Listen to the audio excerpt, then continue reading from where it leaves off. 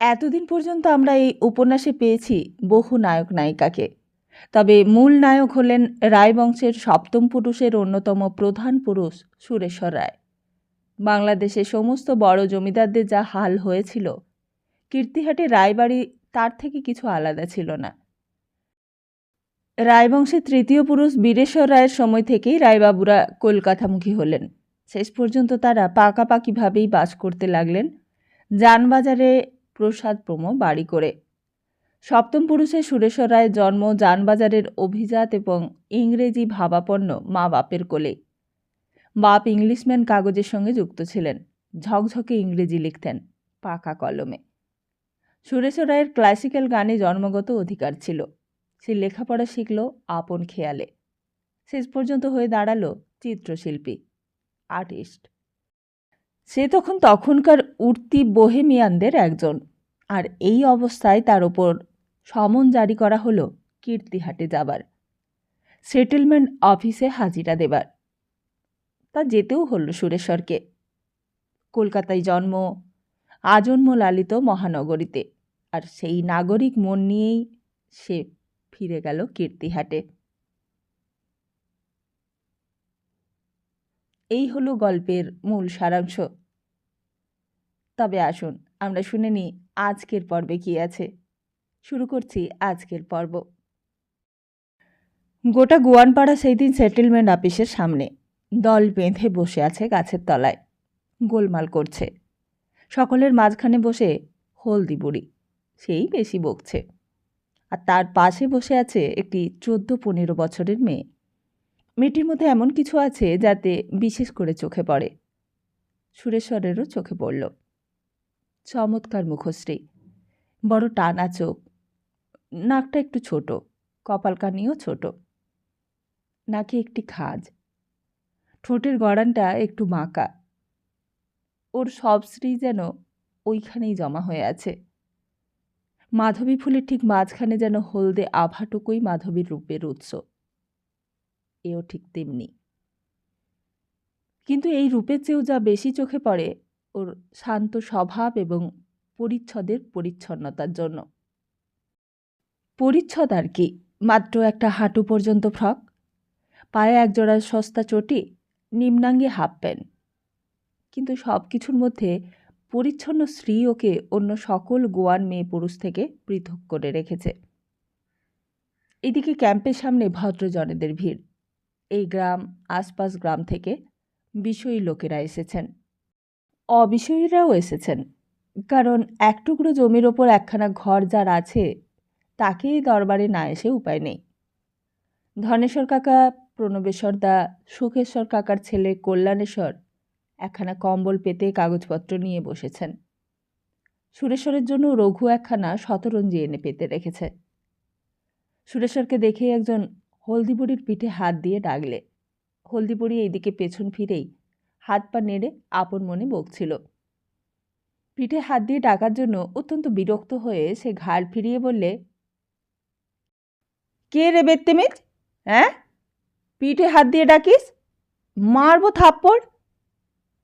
ওই দেখো, কলকাতার রায়বাবুরা এসে গেলেন। কলকাতার রায়বাবু? ফিরে বসল বুড়ি। তারপর সে উঠল। ওই মেয়েটির হাত ধরে সে এসে সুরেশ্বরের সামনে দাঁড়ালো। সেলাম হুজুর। রাজাবাবু আমাকে চিনেছেন? সেই শিবার হুজুরের বাবার ছেঁড়াদের সময় ছেলাম দিলাম।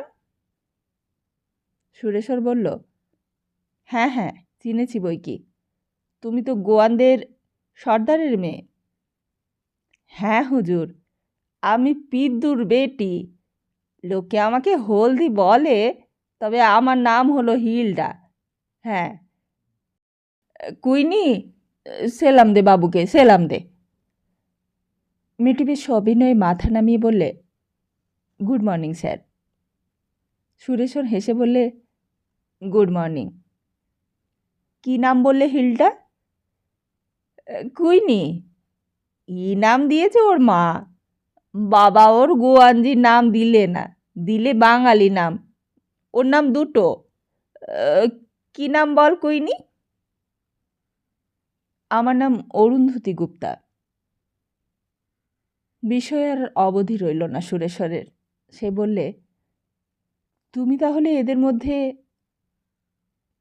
ওর মা সে কলকাতায় থাকতো, কিছু লেখাপড়া করলো তো ওকে শাদি করলে ওর বাপ। বাঙালি খ্রিস্টান ছিল সে। তারপরে সে মরে গেল। ওর মায়ের খুব কষ্ট হলো। তখন আর কি করবে বাবু, আবার ফিরে এলো কলকাতা থেকে আমাদের মতো গোয়ানিজ পাড়ায়। তারপর মাটার তো বেমার হলো, খবর পেয়ে আমি আনলাম এখানে। এখানে এসে মরল, আর বেটিটা আমার কাছেই থাকলো। কার কাছে আর দিব? তা আমার আপনা ছিল ওর মা। এই 2 বছর হয়ে গেছে। ভালো মেয়ে বাবু। আচ্ছা, তা তোমাদের তো আজ সব গোয়ানপাড়ার বুঝারত? হ্যাঁ হুজুর। তা এ কি বিচার রায়বাবুর লোকের! আমার দিকে সেই রাজা রায়বাবু এখানে ডেকে আনলেন। বাবা বলেছিল আমাকে কি গোয়ানরা রাজা রায় হুজুরকে জান বাঁচালে।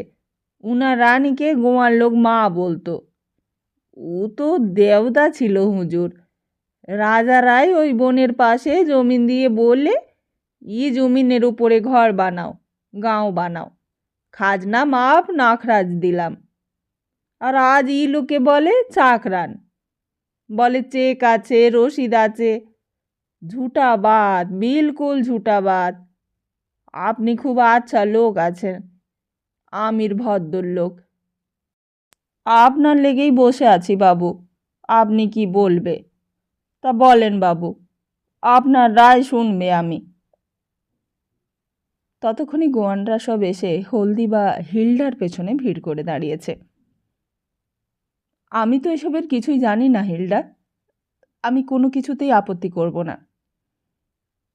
হিলডা হাত দুখানা নেড়ে দিয়ে বললে, হ্যাঁ হ্যাঁ হ্যাঁ, আপনি জমিদার, আপনি বলে আমি জানো না। জমিদার কলকাতায় বসে থাকবে, জমিদারির কিছু জানবে না তো রায়ত বাজবে কি করে? ও রোজ এ গাঁয়ের লোকের ঘর বাড়ি গরু চড়াবার জমিন সব আপনি বললেন আখরাজ। গোয়ার লোক কি করলে হুজুর? উবাদ কোনো বলেছে না আপনি? সুরেশ্বর ভেবে পেলে না কি করে ওকে বুঝিয়ে দিতে পারে ব্যাপারটা। যা জানি না তাও জানি বলাটাও তো মিথ্যে। গোয়ানদের জমির খাজনা সে চায় না, সে মাপ করে দিতে পারে, কিন্তু অন্য শরিকদের ক্ষতি করবার তো অধিকার তার নেই। লাখরাজ যা কিছু তা এখনও মেজ তরফেরই আছে, ওটা তারা বিক্রি করেনি। গোয়ানপাড়া চাকরান প্রতিপন্ন হলে সম্ভবত 100 টাকা পরিমাণ খাজনা হতে পারবে। তার অংশ তারা পাবে। সেই লাখরাজ স্বীকার করলে সেটা তাদের লোকসান হবে। সে দেখলে সকলে তার মুখের দিকে চেয়ে রয়েছে। তার কথার মর্ম কেউ বোঝেনি। হঠাৎই তার দৃষ্টি পড়ল ওই কুইনি মেয়েটির ওপর। মনে হলো চেষ্টা করলে ওকে বোঝাতে পারা যায়। সে বললে, তুমি একটু বুঝিয়ে বলতে পারো? সম্পত্তি তো আর আমার একলার নয়। আমি জমিদার হয়ে সব জানি না এই কথাটা ঠিক বটে, কিন্তু শরিকরা যখন আছে তখন কেমন করে বলতে পারি যে লাখরাজি বটে?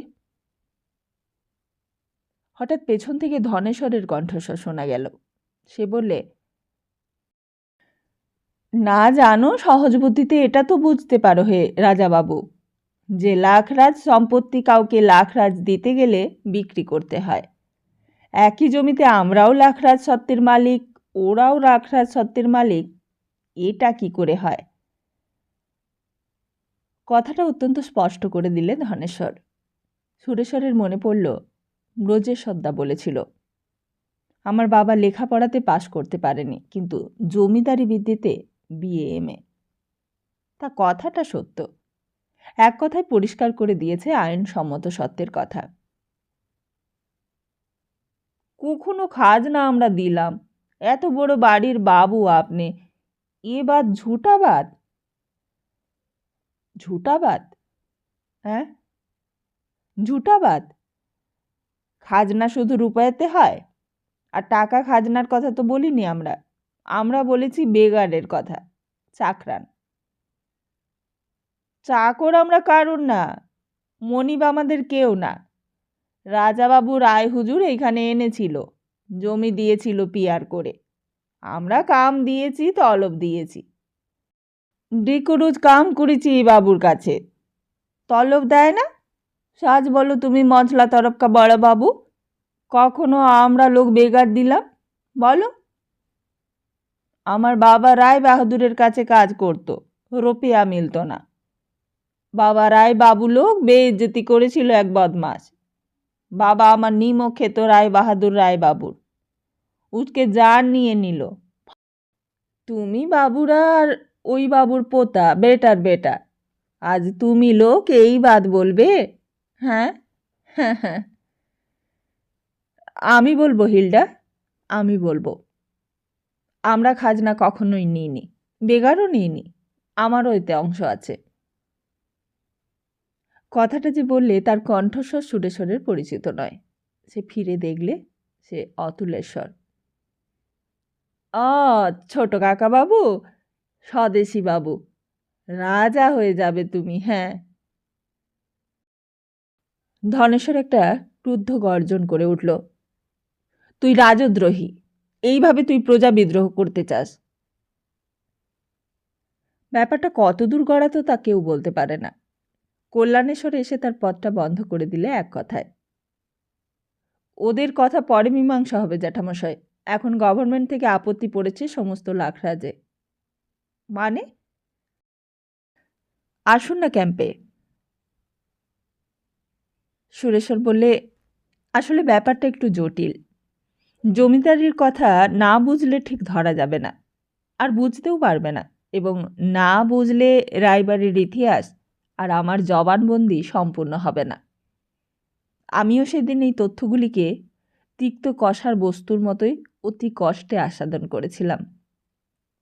ক্যাম্পে তখন মেদিনীপুর কালেক্টরের খাস তালুক বিভাগের একজন কর্মচারী এসে আপত্তি দাখিল করেছিলেন এই গোটা লাখরাজটার ওপর, যার নাম ছিল ছিট জঙ্গলমহল চিরং। পুরনো কাগজ ম্যাপ দাখিল করে তিনি বলেছিলেন, স্যার, এই ছিট জঙ্গলমহল চিত্রং পরগনা মাজনা মুঠার অন্তর্গত। এর রেভিনিউ মৌজা মাজনার মধ্যে ভুগতান হয়ে থাকলেও এই ছিটমহলের খাজনা পুরনো রেকর্ডে ধার্য করা আছে 105 টাকা 12 আনা 6 পায়। এখন এরা এই 16 আনা ছিটমহল রাগরাজ বলে দখল করলে এর রেভিনিউ আসবে কোথা থেকে? পরগনা মাজনা মুঠার মালিক ছিলেন রাজা যদুরাম রায়, সে পলাশী যুদ্ধের সময়। তারপর 2 পুরুষ পর তার বংশ লোপ হলো। সম্পত্তির মালিক হলেন তার অবিরা পুত্রবধূ সুগন্ধা দেবী। তার আমলে পার্মানেন্ট সেটেলমেন্ট হয়।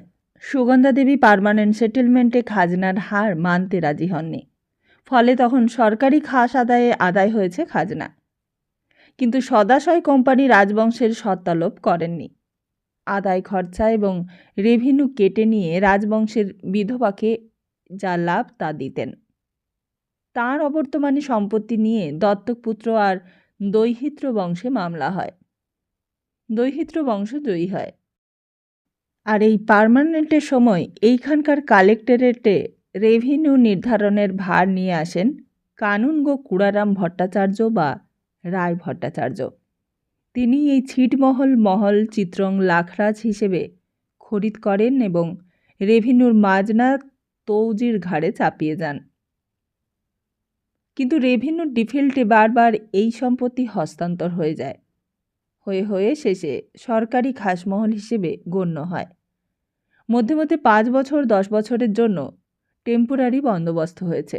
গত বছর থেকে সে ব্যবস্থাও রহিত করে সরকার 1936-এর 1 জানুয়ারি থেকে খাসে রাখাই স্থির করেছেন। এখন মাজনা মুঠা সরকারি খাসমহলের জমিদারি সত্ত্বের মালিক। আর সেই হিসেবে আমরা আপত্তি দিচ্ছি যে এই ছিট জঙ্গলমহল লাখরাজ হতে পারে না, কেননা এই রেভিনিউ 54 টাকা সরকারকে পেতেই হবে। এটাই তার কাগজ, আর এই তার ম্যাপ, এই দেখুন। হাকিম হরেন ঘোষ একটু হেসে বললেন, কি আপনাদের কি বলবার আছে এতে? এই যে কলকাতার রায়বাবু, আপনার কাছে তো কুড়ারাম রায়ের পাঁচালি টাচালি হরেক রকম আছে শুনেছি। আবার শুনছি নাকি আজকাল ছবি আঁকা ছেড়ে কাগজপত্র নিয়ে কী সব গবেষণা টবেষণা করছেন অনেক কিছু। তা কিছু বলুন। সুরেশ্বর খোঁচাটা একটু নিষ্ঠুরভাবেই অনুভব করলে। মুখ চোখ লাল হয়ে উঠল। বলতে গেল, না, আমার কিছুই বলবার নেই। যা পাচ্ছেন তাই লিখুন। আমার কিছু নবুদ পেলে পরের স্টেজে এই নিয়ে আবার লড়ব। ওইদিকে বাইরে তখন গুঞ্জন উঠেছে চারিদিকে। রাজা যদুরামের লাখরাজ বাতিল হবে? তবে কোন লাখরাজ থাকবে? লোকে বলে রাজা যদুরামের নিষ্কর খাঁটি সোনার মোহর এবং তাতে নাকি মা লক্ষ্মীর পায়ের ছাপ আছে। সরকারি খাসমহলের কর্মচারীটি বললেন, এই ছিট জঙ্গল মহলে 108 বিঘা যে প্লট রয়েছে, তাছাড়াও 28 বিঘা আবাদি জমির একটা প্লট রয়েছে। সেই জমি রেকর্ড হয়েছে দয়াল ভট্টাচার্যের নামে। দয়াল ভট্টাচার্য? সেই দয়াল ভট্টাচার্য যিনি শিবেশ্বর রায়েরও খুঁড়ো, রায়বাহাদুর রত্নেশ্বরের জ্ঞাতি ভাই, যিনি নারী দেখে রোগ নির্ণয় করতে পারতেন, যিনি সুরেশ্বরকে সোমেশ্বর রায় আর তার স্ত্রী বাঘিনী ঠাকুরন রাজকুমারী কাত্যায়নীর গল্প বলেছিলেন। তিনি এইবার এগিয়ে এসে বললেন, নজির আমার কাছে আছে হুজুর, আমার দলিল রয়েছে, এই দেখুন। 1999 সালের খরিদা দলিল। স্বর্গীয় কুড়ারাম রায় ভট্টাচার্য যখন গ্রামে ফিরে প্রথম বসবাসের ইচ্ছে করেন, তখন আমার প্রপিতামহ তার কাজকর্ম দেখতেন। আমরা জ্ঞাতি, তখন খুব নিকট জ্ঞাতি। এই 2 পুরুষ ছাড়াছাড়ি। তার রায় ভট্টাচার্য মশাই এই লাখরাজ সম্পত্তি কেনেন, তিনি ওই জঙ্গল আর নেন না। আমার প্রপিতামহকে এই আবাদি জমি দেন। টাকা বোধহয় তিনিই দিয়েছিলেন। আর এতেই সব কিছু আছে। এই দেখুন, রাজা যদুরামের দেওয়া লাখরাজ, ওই লাখরাজ অক্ষয়। দেখুন, এতেই বিবরণ পাবেন। খোদ নবাব মির্জাফর আলী খাঁয়ের ছাড় দেওয়া আছে। রায় যদুরামের নিষ্কর কোনো ক্রমেই বাতিল হবে না। সেটেলমেন্ট অফিসার হরেন ঘোষ দলিল এবং ছাড়পত্র পড়ে বললেন, এ তো অদ্ভুত। এই দেখুন মশাই, আপনি দেখুন, দেখে বলুন আমি কি লিখব। সরকারি খাসমহলের কর্মচারী পড়ে দেখে বললেন, অদ্ভুতই বটে। এই বলে পুরনো বিবর্ণ কাগজখানা কপালে ঠেকিয়ে বললেন, সরকারি ইন্টারেস্টে কি হবে না হবে তা আমি জানি না, তবে চোখে দেখে চোখ সার্থক হলো। রাজা যদুরামের হাতের লেখা। এই ছাড়পত্রের কোনো নজির, কোনো নাবুদ নেই গভর্নমেন্টের ফাইলে। আগে একবার প্রাইস সাহেব জরিপ করেছিলেন, তাতেও এর উল্লেখ নেই। পার্মানেন্ট সেটেলমেন্টের আগে সামন্ততন্ত্রের সামন্ত রাজা যদুরাম। মাজনামুঠা পরগনা নিয়ে 11 পরগনার মালিক। 11 পরগনার রাজস্ব ছিল নামমাত্র, কয়েকশো টাকা। গোটা মেদিনীপুরের রাজাদের রাজস্ব ছিল নামমাত্র। কোম্পানির প্রথম বন্দোবস্তে ঝাড়গ্রামের রেভিনিউ হয়েছিল মাত্র 400 টাকা। তখন মির্জাফর আলী খাঁ মুর্শিদাবাদের নবাব। রাজা যদুরাম সকালে উঠে ব্রহ্মত্র দান না করে জল খেতেন না।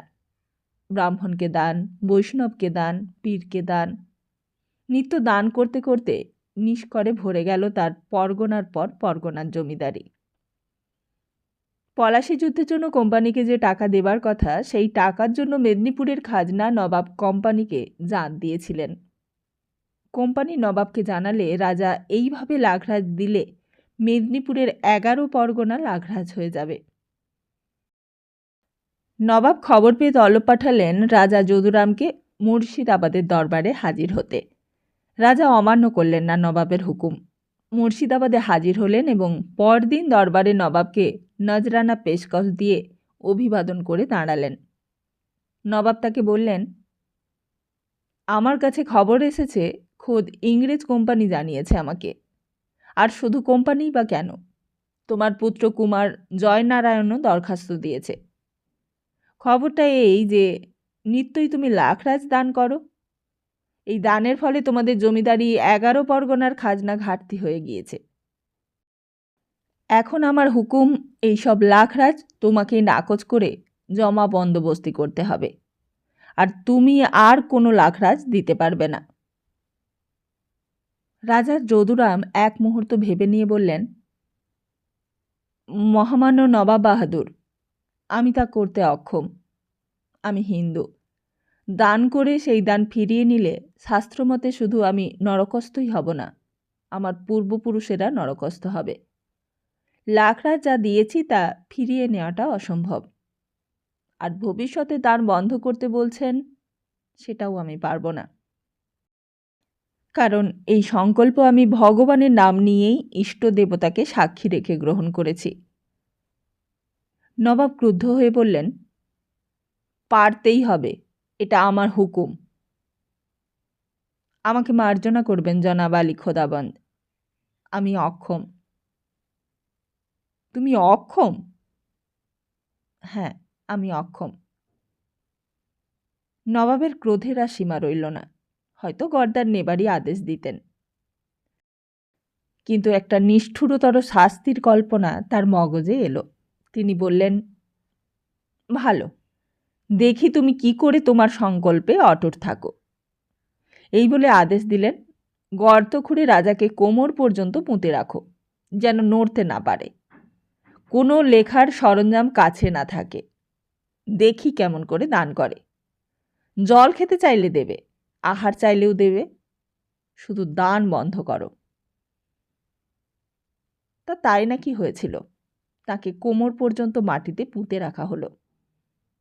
সকালে সংবাদ শুনে অনেকজনই তাকে দেখতে এসেছিলেন। সামনে ছিলেন এক ফকির। তিনি ফকিরকে ডেকে বললেন, ফকির সাহেব, আমার এই দান আপনি দয়া করে গ্রহণ করুন। এই বলে হাতে ছিল একটি আংটি। সেইটি খুলেই তিনি দান করলেন। আর ওই আংটিটা খুলে নিতে ভুল হয়েছিল নবাবের নকরদের। আর তারপর তিনি বললেন, দাও, আমাকে খাদ্য দাও, জল দাও। নবাব সংবাদ পেয়ে কর্মচারীদের তিরস্কার করলেন এবং বললেন, দেখো, আর দান করবার মতো ওর কাছে কি আছে তা তন্ন তন্ন করে খুঁজে দেখো। তা তাই দেখা হলো, আর কোনো কিছুই ছিল না। নবাব সংবাদ শুনে বললেন, ভালো, কাল কাল তুমি কি করো তা আমি দেখব। পরদিন রাজা যা করলেন তা পৃথিবীতে কেউ কোনোদিন ভাবেনি। সামনে জনতা থেকে একজন ব্রাহ্মণকে ডেকে বললেন, আপনাকে আজ আমার জীবনের বোধহয় শেষ দান করব।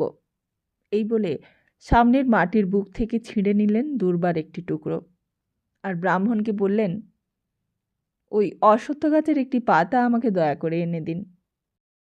ব্রাহ্মণ বুঝতেই পারলেন না এই পাতায় কি হবে, তবু তিনি এনে দিলেন।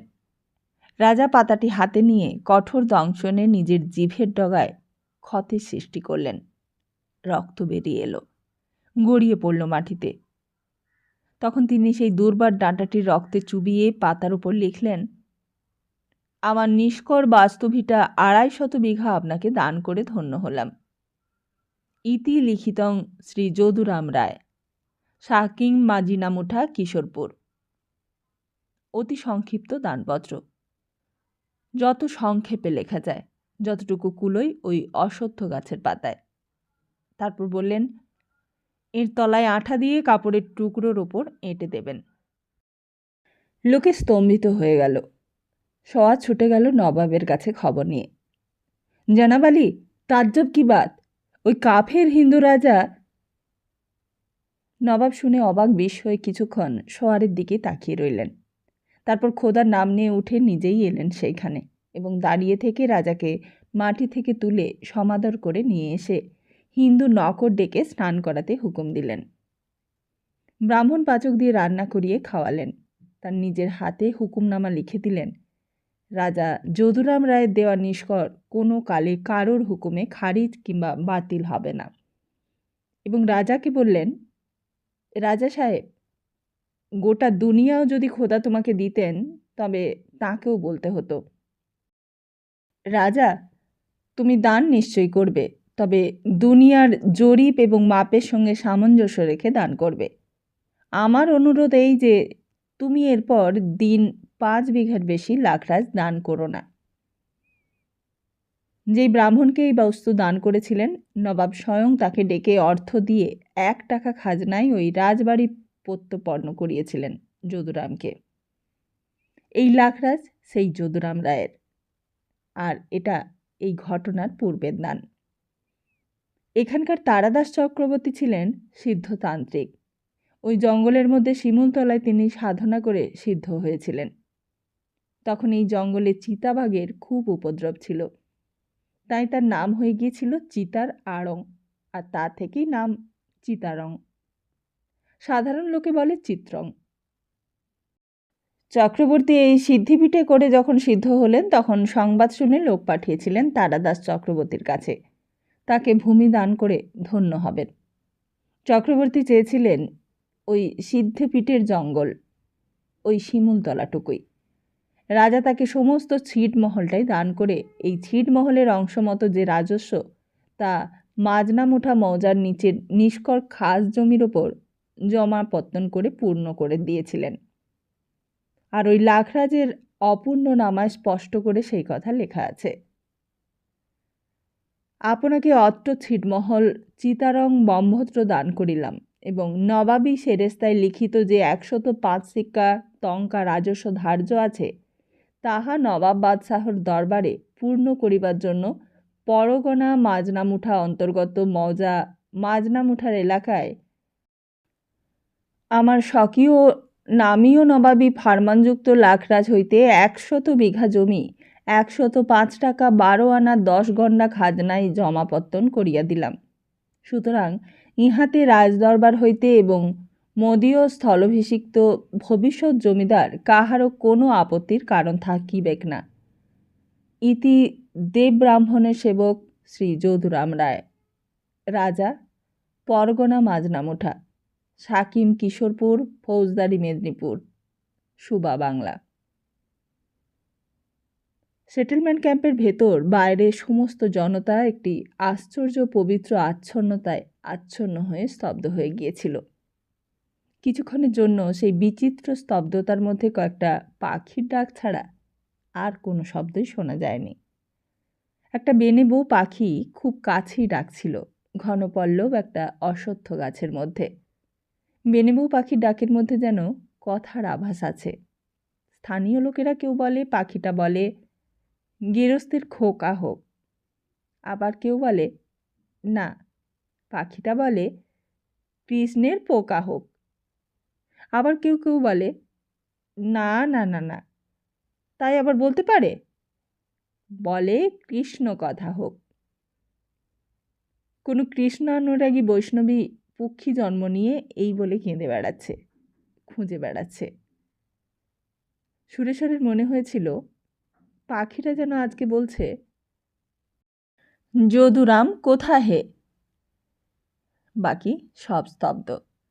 বিষয়ী মানুষের মনও একটা ভাবের নিস্তব্ধতায় মগ্ন হয়ে গেছে। এই স্তব্ধতা ভঙ্গ করেছিল পেছন থেকে হলদি বা হিলডার কণ্ঠস্বর, হুজুর বাহাদুর, ডিডি সাব। এতক্ষণে সচেতনতা ফিরে এসেছিল মানুষদের মধ্যে। তারা নড়তে চড়তে শুরু করেছিল, মৃদু গুঞ্জনে কথাবার্তা কইতে আরম্ভ করেছিল। খাসমহলের তরফে সরকারি কর্মচারী বলেছিলেন, ওটার একটা কপি করিয়ে নথির সঙ্গে অ্যাটাচ করে দিন স্যার। মূল ছাড়পত্রে একটা সই করে দিন, ক্যাম্পের সিল দিয়ে দিন। আমি ওর একটা কপি নিয়ে নেব, কপি সঙ্গে সমস্ত লিখে রিপোর্ট করে দেব। মনে হয় এরপর আর কিছুই হবে না, এখানেই শেষ হয়ে গেল। স্যার সাহেব, আমার লোকের কি হবে? বাবু লোকের লাখরাজ তো কায়েম হয়ে গেল, আর আমাদের? হরেনবাবু বললেন তার চাপরাশির দিকে চেয়ে, বুড়িকে বলো কিছুক্ষণ সবুর করতে হবে। আর এরপর স্তব্ধ জনতা গুঞ্জন করতে শুরু করলে। কিছুক্ষণ ধরে বাইরে যদুরাম রায়ের কথাই উঠল, ক্যাম্পের সামনে সমস্ত বাগানটা জুড়ে। গাছের তলায় ক্ষুদ্র ক্ষুদ্র জটলার মধ্যে যদুরাম যদুরাম আর যদুরাম। পাখির ডাকের মধ্যেও যেন যদুরাম যদুরাম। সব থেকে মুখর বক্তা দয়াল ভট্টাচার্য। রায় ভট্টাচার্য ছাড়পত্রখানা আমার প্রপিতামহকেই দিয়েছিলেন। এই নিষ্কট ছিটমহল যখন চক্রবর্তীদের দৌহত্রের কাছে কিনলেন, তখন ওখানা চেয়ে নিয়েছিলেন আর বলেছিলেন, নবাব নামেই নবাব, মালিক ইংরেজ, কোম্পানি এখন সুবার দেওয়ান, নবাবী আমল শেষ, আর বলতে গেলে এরাই রাজা। মুসলমানেরা এদেশে থেকে এদেশের সব কিছু কিছু মানত, মন্দির ভেঙেছে, ধর্মের ওপর অত্যাচার করেছে, তবু মেনেছে। এই দেশে থেকে থেকে বুঝতো এরা কিন্তু মেলেচ্ছ, এরা ওসব মানে না, এরা এসেছে টাকা লুটতে, টাকা টাকা আর টাকা, টাকা ছাড়া এরা কিচ্ছুটি বোঝে না। আমি দেওয়ানি সেরেস্তায় কাজ করি, আমি জানি ওরা এখন লাখ রাজ বম্ভত্তর দেবোত্তর বাজেয়াপ্ত করবার ফিকির ফন্দি খুঁজছে, আয় বাড়বে। এখন ওখানে না থাকলে তো আর চলবে না, ওখানে দিতে হবে। তা দিয়েছিল তারা। সম্পত্তি যখন বেচলে তখন ছাড়পত্র নিয়ে কি আর ধুয়ে খাবে? রায় ভট্টাচার্য মশাই কাকা হতেন, আমার প্রপিতামহ নকুল ভট্টাচার্যের ভাইপো। নিজেই ওই জঙ্গল 100 বিঘে নিয়ে জমি 25 বিঘে কিনিয়ে দিলে ভাইপোকে। আর তখন ছাড়পত্রখানা ভাইপোকে দিয়ে বলেছিলেন, এটা তুই রাখ নকুল, আমি কিংবা আমার ছেলে তারা লাখরাজ প্রমাণ করতে পারবে। তুই হয়তো কষ্টে পড়বি, বেগ পাবি, তুই ওটা রাখ, তোদের ঘরের লক্ষ্মীর ঝাঁপিতে রেখে দিস, তাতেও তোর কল্যাণ হবে। বছর কতক আগে লক্ষ্মীর ঝাঁপিটা পুরনো হয়ে বাঁধন টাঁধন খুলে খসে গেল, হাজার হলেও বেদ তো। আর তখন বেরোলো কড়ি, সেই আমলের সিঁদুর মাখা টাকার সঙ্গে এই কাগজ। তা আমি বলি, কিছুর মন্ত্র টন্ত্র লেখা টেখা আছে বুঝি? তা দেখতে গিয়ে দেখি এই দলিল আর তার সঙ্গে এই ছাড়পত্র, বুঝেছ? ধনেশ্বর একটা দীর্ঘ নিঃশ্বাস ফেলে বললে, আমাদেরও সব বড় বড় ঘর ভর্তি কাগজ, সিন্দুক ভর্তি দলিল, সব যে কোথায় গেল। হাত দুটো উল্টে দিল এবং বার 2-3 হতাশভাবে ঘাড় নাড়লে। তারপর বললে, লক্ষ্মী যখন ছাড়ে দয়াল ঠাকুরদা, তখন শুধু তিনিই যান না, তাঁর আশার নজিরপত্রও সব নিয়ে চলে যান। তখন দলিল দস্তাবেজে উই ধরে, কাগজ উড়ে বেড়ায় বাতাসে, সারের গোবর মাটির মধ্যেই পড়ে পচে যায়। সকলেই চুপ হয়ে গেল। তা চুপ হয়ে যাওয়ারই কথা। এত বড় রায়বাড়ি, দুপুরুষ আগে রত্নেশ্বর রায়ের আমলের ঐশ্বর্যের কথা, খ্যাতির কথা সকলের কাছে এখন গল্প কথা হয়ে আছে। তা তাই বা কেন নয়? এই শিবেশ্বর রায় মেজকর্তা যখন প্রথম এখানে কর্তা হয়ে বসলেন, তখনকার কথাও তো অনেকেই দেখেছে। ধনেশ্বর রায়ের প্রথম যৌবনে ঘোড়ায় চড়ে বেড়ানো, টমটম হাঁকানো, তার বিলাসের কথা সকলেরই মনে আছে। রায়বাড়ির শখে থিয়েটারের কথা এখনও কেউ ভুলেনি। বাড়ির ডান্সিং মাস্টার এখানকার গরিব ঘরের সুকণ্ঠ ছেলেদের সখীর ব্যাজ নিত, সন্ধ্যায় রিহার্সাল দিত, ঘুঙুরের ঝমঝম ঝমঝম শব্দ উঠত, গান গাইত। এ তো কথায় কথায় লোকে বলে থাকে। চাপরাশওয়ালা চাপরাশি, হিন্দুস্থানি দারোয়ান, লাঠিয়াল পাইক গম গম করত কাছারিতে। আর সেই বাড়ি দেখতে দেখতে যে কি হয়ে গেল, তলা ফুটো নৌকোর মতো ভুস করে ডুবে গেল। কাগজপত্র শুধু উইয়েই খায়নি, অযত্নে অবহেলায় ছড়িয়ে পড়ে উড়ে গেছে। দলিলপত্র কে কোথায় নিয়ে গেছে, নষ্ট করেছে, তার কেউ কোনো খবর রাখেনি। তা দীর্ঘ নিঃশ্বাস পড়বে বই কি। দয়াল ভট্টাচার্য বললেন, ভাই, আমাদের পুঁথিপত্রের অবস্থাও ওই হয়েছে। তোমাদের জমিদারির কাগজ, আমাদের পুঁথি, তা পুঁথি কি আর কম ছিল রে ভাই? বেতের কাঠের প্যাঁটরাবন্দি এক ঘর পুঁথি, তা সেসব ওইভাবেই গিয়েছে। আমার নাতির ছেলেরা ইংরেজি স্কুলে পড়ে, তারা লাইব্রেরি করবার জন্য পুঁথিগুলোকে ফেলে দিয়েছে। কতগুলো পুঁথিকে রঙে চঙে কাঠের পাটায় মলাট ছিল, সেগুলো নিয়ে রুল টানবার রুল করেছে। দলিলগুলো বাক্সতে আছে। আরও দুখানা ছিল লক্ষ্মী ঝাঁপিতে, আমার চোখে পড়েছিল বলে রেখে দিয়েছিলাম। সুরেশ্বর বসে ভাবছিল, ওখানা পেলে সে রূপকী সোনার ফ্রেম করে বাঁধিয়ে রেখে দেয়। ভাবছিল অন্তত ওটার ফটো সে তুলে নেবে। আর ভাবছিল কিশোরপুরে গিয়ে যদুরামের ভাঙা বাড়িটা দেখে আসবে। সেইখানকার ইট খিলনের পেলেস্তারায় যদি কোনো লতাপাতা দেবমূর্তি আঁকা কারুকার্য পায়, সংগ্রহ করে নিয়ে আসবে। আর ভাবছিল যদুরাম রায়ের বংশধরেরা যদি কেউ থাকে। ভাবনার মধ্যপথে মনে পড়ল সম্পত্তি গিয়েছিল তার দৈহিত্র বংশে। তার একমাত্র ছেলের একমাত্র নাবালক সন্তান মারা গেলেন। সম্পত্তির মালিক হয়েছিলেন যদুরামের নিঃসন্তান পুত্রবধূ সুগন্ধা দেবী। আর হঠাৎই মনে হলো, বাহ, বেশ চমৎকার নামটি তো, সুগন্ধা দেবী। এককালে সুলতা, সুপ্রিয়া, মঞ্জু, মঞ্জুলিকা, এনাক্ষী, মীনাক্ষীর যুগে সুগন্ধা নামটি আশ্চর্য মিষ্টি এবং আশ্চর্য আধুনিক। ভাবছিল সুলতাকে নামটা উপহার দেবে। সুলতা আছে থাক, সে তাকে সুগন্ধা বলে ডাকবে, চিঠিতে সম্বোধন করবে। কিন্তু না, হঠাৎই মনে পড়েছিল পিতৃগোয়ান খুন করেছিল ঠাকুরদাস পালকে। ঠাকুরদাস পাল সুলতার পূর্বপুরুষ। পিতৃগোয়ানের মামলায় রায়বাহাদুর রত্নেশ্বর রায় পিতৃকে বাঁচাবার জন্য কয়েক হাজার টাকা খরচ করেছিলেন। পিতৃর কন্যা ওই হলদিপুরি মানে হিলডাকে তিনি জমি দিয়েছিলেন, আর হিলডাকেই দিয়েছিলেন গোয়ানপাড়ার মণ্ডল অর্থাৎ প্রধানের পদ। তাহলে চকিতেই একটা কথা মনে হলো সুরেশ্বরের। সে এই কয় মাসের মধ্যেই জমিদারের অনেক কিছু শিখেছে, বুঝেছে। তাহলে তো ধনেশ্বর কাকা যা বলছেন তাই তো সত্য হয়ে দাঁড়াচ্ছে। রায়বাহাদুর রত্নেশ্বর রায়ের ভূমিসত্ত্ব না থাকলে, গোয়ানপাড়ার ভূমির ওপর জমিদারিত্ব না থাকলে কি করে তিনি হিলডারকে মণ্ডলের পদ দিতে পারেন? লাখরাজ সত্ত্বের মালিক যখন লাখরাজ দেবেন তখন মূল সত্ত্ব চলে যাবে, বিক্রির সামিল হবে। সুতরাং একটা কিছু দেনা পাওনা ছিল। দেনা পাওনার মধ্যেই জমিদার প্রজা সম্বন্ধ। একটা কিছু ছিল, হ্যাঁ ছিল, চাকরান হওয়াটাই সম্ভব। তাহলে হিলডা একটু দূরে বসে অনর্গল বকে যাচ্ছে। সুরেশ্বরের কানে আসছে, হ্যাঁ রে বাবা হ্যাঁ, দুনিয়ার হাল, কাজের সময়ে কাজই, কাজ হয়ে গেল তো পাজি। তা আজ আর দরকার নেই, গোয়ান দিগকে নিয়ে দরকার নেই।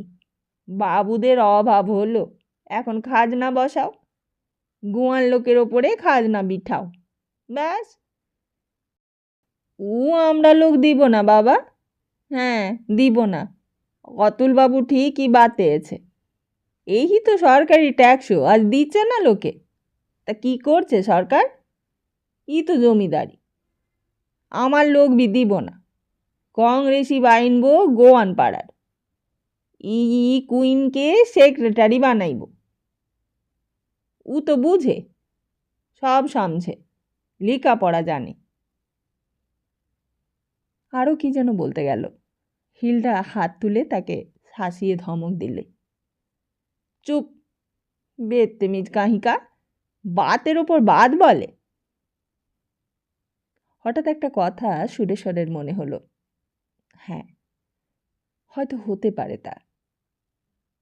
আর সে সঙ্গে সঙ্গে উঠে দাঁড়ালো, হনহন করে এগিয়ে গিয়ে ধনেশ্বর কাকাদের জটলার কাছে গিয়ে দাঁড়িয়ে ডাকলে, কল্যাণেশ্বর। সুখেশ্বর রায়ের ছেলে কল্যাণেশ্বর, ব্রজেশ্বরদা বলেছিল। সুখেশ্বর কাকা ছিলেন বিষয় বুদ্ধিতে ডক্টরেট উপাধিধারী। ইউনিয়ন বোর্ডের প্রেসিডেন্ট হয়ে বেনামিতে ইউনিয়ন বোর্ডের ইঁদারা কালভার্ট ঠিকে নিতেন। ভারতবর্ষের নানান রাজরাজরাদের চিঠি লিখতেন। কুমার সুখেশ্বর রায় নাম সই করে লিখতেন, সর্বশান্ত রাজবংশের সন্তান আমি, অভাবগ্রস্ত, সাধারণের কাছে সাহায্য চাইতে মর্যাদায় বাঁধে, দেবসেবা চালাতে হয়। কখনো বা লিখতেন, আমি কন্যা দায়গ্রস্ত। আবার কখনো লিখতেন, আমার পিতৃ শ্রাদ্ধ। কখনো লিখতেন, আমি আজ কঠিন রোগে শয্যাশায়ী, চিকিৎসার খরচ নেই, আপনি রাজা, ঈশ্বর আপনার কল্যাণ করুন, রাজ্যে শ্রীবৃদ্ধি হোক। এই নিঃস্ব সর্বশান্ত মাত্র বংশগৌরব সম্বল এই হতভাগ্যকে রাজোচিত সাহায্য করিবেন বলিয়া আশা করি। সই করতেন কুমার সুখেশ্বর রায়, প্রিন্স অফ কীর্তিহাট। কল্যাণেশ্বর তার উপযুক্ত পুত্র। সে এখন কন্ট্রাক্টারি করে, বাড়ি ঘর কন্ট্রাক্ট নিয়ে এজমালি গাছ কেটে তার তক্তা থেকে দরজা জানালা সরবরাহ করে। আর সেই ধনেশ্বর প্রণবেশ্বর প্রভৃতির চক্রান্তের মস্তিষ্ক। কথায় ভদ্র, আর শুধু ভদ্রই নয়, পারঙ্গম। ব্রজেশ্বরের পারঙ্গমতা অন্য ধরনের। তার মধ্যে মিষ্টতা আমিরই আছে, কিন্তু উদ্ধত আভিজাত্যের উষ্ণ সম্ভ্রম নেই। আর এর সেইটে আছে, সেই বিশিষ্ট কেউ একজন এবং ন্যায় ও সত্যপরায়ণ উন্নতিশীল কেউ বলে প্রমাণ করতে পারে। কল্যাণেশ্বর তাকালে, বললে, কি আমাকে ডাকছো? হ্যাঁ, একটা কথা আছে। সে উঠে এলো, বললে, বলো। একটু ওদিকে চলো, নিরিবিলিতে। একটু সরে এসে একটা গাছতলায় দাঁড়িয়ে সুরেশ্বর বললে, আমার একটা প্রস্তাব আছে। প্রস্তাব? মুখের দিকে তাকিয়ে সে বললে, গোয়ানদের লাখরাজ শিকার করতে বলছো তো? কিন্তু আমরা শিকার করলেও তো তা দাঁড়াবে না। তাহলে বলতে হবে ওই লাখরাজ আমরা ওদের দান কিংবা বিক্রি করেছি। কোনো রকম বাধ্যবাধকতা ওদের সঙ্গে আমাদের ছিল না, কিংবা নেই। সেটা তুমি অতুল কোটের কাছে বললেও তা হবে না। সেটা আমি জানি বা বুঝি। না, তুমি ঠিক তা বোঝো না সুরেশ্বরদা। বিষয়টা খুবই জটিল জিনিস, আর তাছাড়াও প্রজা ট্রজা নিয়ে চড়াওনি, নাড়চাড়ও করনি। কোথায় কোন ফাঁক তা তোমার জানা নেই। আমাদের কিছু প্রমাণ করতে হবে না, ওরা নিজেরাই তা প্রমাণ করে দেবে। ওদের গ্রামের চার্চের প্লট এলেই ঝগড়া বাঁধবে। গোয়ানেরা বলবে সর্বসাধারণের, আর হিলডা চেঁচাবে, না, এটা আমার নামে রেকর্ড হবে। আর ওই জমিন গ্রামের মণ্ডল হিসেবে রায়বাবুরা আমার বাবা দাদাকে মণ্ডল করে দিয়ে দিলে। আমরা জমিদার, মণ্ডল আমরা নিযুক্ত করেছি, প্রমাণ হয়ে যাবে। তা তোমার অনেক আছে, তুমি ছেড়ে দিতে পারো, কিন্তু আমরা কোথায় ছাড়তে পাবো বলো? অন্তত 100 টাকা খাজনা ধার্য হয়ে যাবে। তোমার 2-3 আর আমরা 1-3 বছরে 33 টাকা 5 আনা 6 ঘন্টা 2 কড়া 2 ক্রান্তি পাব। সেটা আমাদের কাছে অনেক। ওর দাম 20 গুণাপনে 667-68 টাকা দাঁড়াবে। মাপ করো, ও হয় না। সুরেশ্বর জুতোর ডগা দিয়ে মাটিতে দাগ কেটে ছবি আঁকছিল। পৃথিবীতে হাত পঙ্গু বা হাত কাটা কিছু চিত্রকরেরা পায়ে তুলি ধরে ছবি আঁকে, কেউ কেউ বা দাঁতে তুলি ধরে আঁকে। সে মধ্যে মধ্যে পায়ের ডগায় ধুলোর ওপর ছবি আঁকছিল। সে শুনছিল আর ছবি আঁকছিল।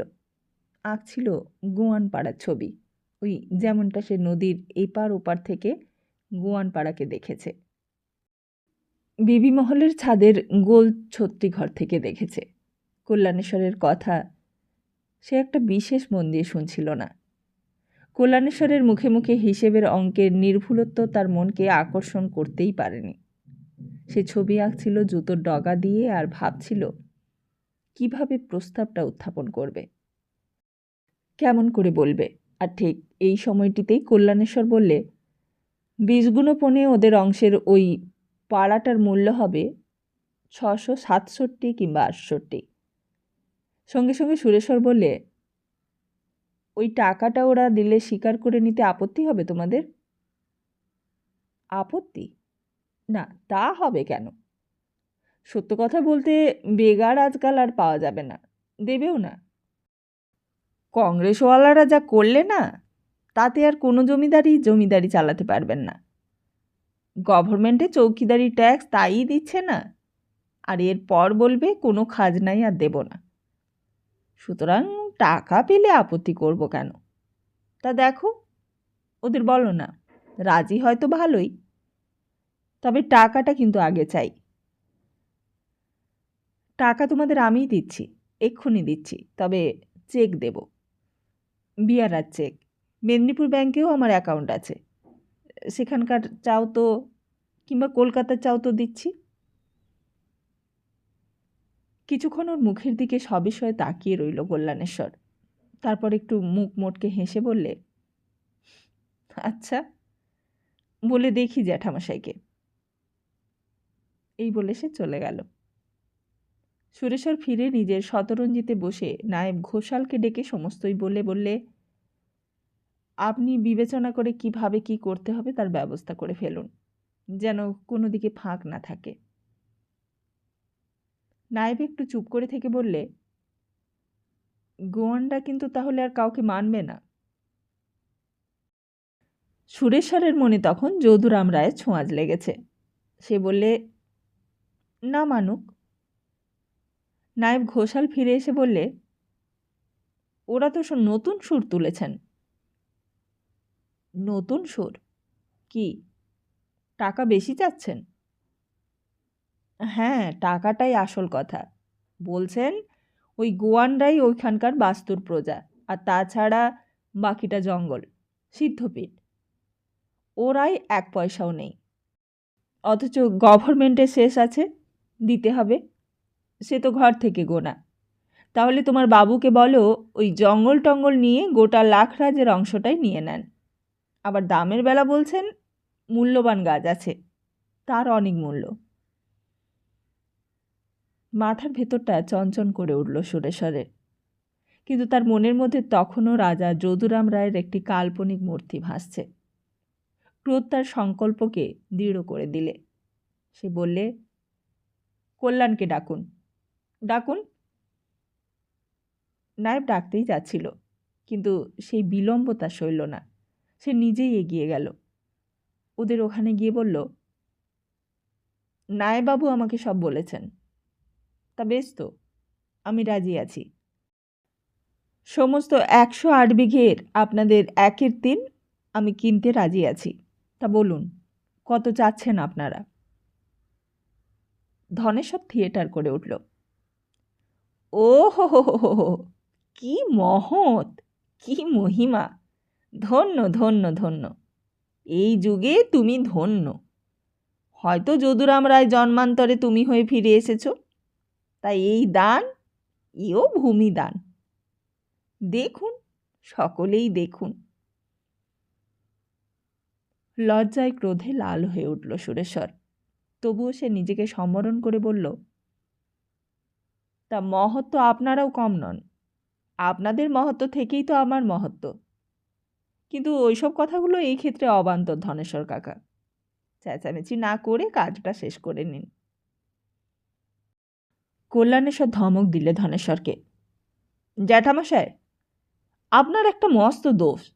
আপনি যখন তখন স্থান কাল বিচার না করে অ্যাক্টিং শুরু করে দেন। বসুন তো চুপ করে, যা করবার আমি করছি। কল্যাণেশ্বর বললে, তার দাম সুরেশ্বরদা উনি একটু অবুঝের মতোই চাচ্ছেন। আমি বুঝিয়ে বললাম, কিন্তু উনি মানে গরজটা তো তোমারই বুঝেছেন, তাই বলছেন। দুটো মানে জঙ্গল আর গোয়ানপাড়া মিলিয়ে দুটোর দাম ওই 1/3 অংশে 2000 টাকা যাচ্ছেন।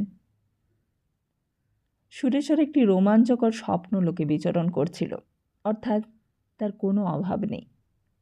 কোটি নেই, 50 লক্ষও নেই, 10 লক্ষও নেই, তবুও কয়েক লক্ষ টাকা আছে ব্যাংকে, যা ফুরোতে তার জীবন কেটে যাবে। তার উপর বছরের নির্দিষ্ট আয় আছে, যার পরিমাণ 20,000-এর কম নয়। এখনও সে সংসারে একাই মানুষ। বিচিত্র খেয়ালে খেয়ালি আজ তাকে যদুরামের খেয়ালে পেয়ে বসেছে। হলদিপুরি হিলডা রায়বংশের যে দুর্নাম করেছে, সেই দুর্নাম সুরেশ্বরকে স্পর্শ করেছে। সে বীরেশ্বর রায়ের স্মরণীয় ঘটনা পড়ে শেষ করতে পারেনি। তবে এটা বুঝেছে, বীরেশ্বর রায় যখন এদের এইখানে বসিয়েছেন তখন নিশ্চয়ই তিনি এদের কাছে ঋণী। রায়বাহাদুর রত্নেশ্বর রায়ের ঋণের সেই আভাসও সে পেয়েছে। পিতৃ ফাঁসি গিয়েছে খুন করে, আর আজ সেই ঋণ শোধ করবে। 2,000 টাকা দাম শুনে সে ভ্রুকুঞ্চিত করলে না, বিরক্তও হলো না। বললে, বেশ, তাই নাও, আমি চেক লিখে দিচ্ছি। নায়েব ঘোষাল বললে, একখানা দলিল তো করতে হবে। বিনা দলিল এক্ষুনি হতে পারে না। এক্ষুনি? তা কি করে হবে? মানে? কল্যাণেশ্বর বললে, স্ট্যাম্প কাগজ আমাদের কাছে আছে, আমি রাখি। তা দলিল হবে না কেন বলছো ঘোষাল? হয়ে যাক না। ও তো সব একটা প্লটেই রেকর্ড হয়েছে। 108 বিঘে প্লট। গোয়ানদের অধীনস্থ চাগরানভোগী হিসেবে খতিয়ান হয়েছে। বিক্রি দলিল 1 কলমে হয়ে যাবে। আর বয়ান কতটুকু আর, সংক্ষেপে করে দিলেই হবে। কিন্তু জগদীশ্বরবাবু যে নেই, তিনি তীর্থে গিয়েছেন। তিনি মোক্তারনামা দিয়ে গেছেন তার বড় ছেলেকে, তিনি সই করবেন। সুরেশ্বর বললে, তা করে নিন। তাই করে নিন। ও কাজ আজই শেষ করব আমি। এই বলে সে ডাকলে, রঘু, পোর্টফোলিওটা দাও। রঘু বসেছিল একটু দূরে। তার কাছে ছিল জলের কুঁজো, গ্লাস, টিফিন কেরিয়ারে খাবার এবং পোর্টফোলিও। রঘু পোর্টফোলিওটা এনে দিল। সুরেশ্বর চেক বই বের করে বললে, মেদিনীপুরের ব্রাঞ্চের চেক দিই। কল্যাণেশ্বর বললে, হ্যাঁ হ্যাঁ, তাই দাও। আর বেয়ারার চেক দাও, ভাঙাতে সুবিধে হবে। ইতিমধ্যে বিমলেশ্বর, কমলেশ্বর এবং অতুলেশ্বর এসে দাঁড়িয়েছিল কাছে। অতুলেশ্বর বললে, চেক কিন্তু নামে নামেই দাও সুরেশ্বর, এক জায়গায় হলে আমাদের পক্ষে আবার অসুবিধে হবে। কল্যাণেশ্বর ভ্রুকুঞ্চিত করে বললে, এইখানেই 10 জনের সামনে আর ভাগাভাগি করো না ছোটকা, লোক হাসিও না।